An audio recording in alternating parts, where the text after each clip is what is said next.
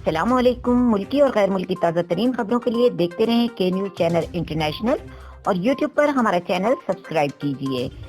रुख करेंगे इस्लामाबाद का, जहां पर पतंग फरोशों के खिलाफ क्रैकडाउन जारी है। थाना खुन्ना पुलिस ने सनम चौक में पतंग बनाने वाले कारखाने पर छापा मारा। छापे के दौरान मोहम्मद साबिर नामी कारखाने के मालिक को गिरफ्तार करके कारखाने से 10,000 से ज्यादा पतंगे, 700 से ज्यादा धाती डोरे और दीगर सामान बरामद कर लिया। मुलजिम के खिलाफ मुकदमा दर्ज करके मजीद कार्रवाई शुरू कर दी गई है।